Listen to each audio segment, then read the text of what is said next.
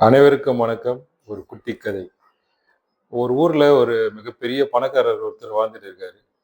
அவரு என்ன பண்றாரு, கொஞ்சம் அல்பதனமான புத்தி உடையவரு.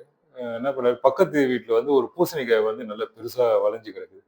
அத பார்த்துட்டு அது மேல ஆசைப்பட்டு அத திருடிறாரு. அன்றையிலேருந்து அவர் என்ன சொல்றாங்க எல்லாருமே வந்து பூசணிக்காய் திருடன், பூசணிக்காய் திருடன்னு சொல்லிட்டு அவருக்கு அந்த ஊர்ல வந்து எல்லாரும் கூப்பிட ஆரம்பிச்சுடுறாங்க. அதுக்கப்புறம் என்ன ஆகுதுன்னா, அந்த வீட்டோட பேரே பூசணிக்காய் திருடன் வீடுன்னே மாறிடுது. இது வந்து பல தலைமுறையா அந்த வீடோட பேர் வந்து பூசணிக்காய் திருடர் வீடு அப்படின்னு சொல்லி, எவனாவது அட்ரஸ் கேட்டா கூட அந்த பூசணிக்காய் திருடர் வீடு இருக்குல்ல, அதுக்கு பக்கத்துல, அதுக்கு அந்த பக்கம் போங்க அப்படின்னு தான் சொல்ற மாரி ஒரு நிலைமை ஆயிடுது. இந்த நிலைமையில அந்த வீடோடைய பேரன் வந்து என்ன பண்றான், தன் வீட வந்து பூசணிக்காய் திருடர் வீடுன்னு சொல்றது நினைச்சு மனம் வருந்துறான்.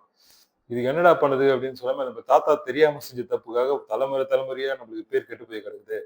அத சரி பண்ணணும்னு சொல்லிட்டு, அந்த ஊர்ல இருக்க ஒரு ஞானி கிட்ட போய் அறிவுரை கேட்கிறான். "என்ன இத எப்படி நாங்க சரி பண்றது?" அப்படின்னு.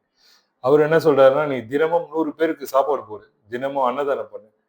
அ அதுக்கப்புறம் என்ன நடக்குதுன்னு நீயே பாரு" அப்படின்றாரு.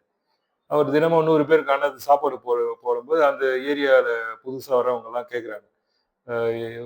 விலாசம் கேட்க போம்போது, அந்த வீட்ல வந்து தினமும் 100 பேருக்கு சாப்பாடு போடுற வீடுன்னு ஒண்ணு இருக்கு. அது வீட்டுக்கு கிழக்கு பக்கா, இல்ல மேற்கு அப்படின்னு சொல்லிட்டு அட்ரஸ் சொல்ல ஆரம்பிக்கிறாங்க.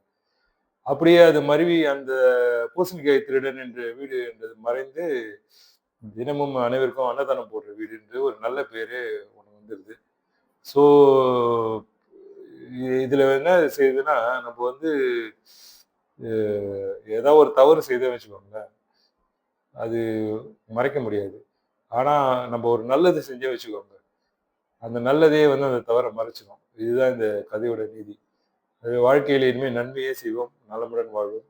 வணக்கம்.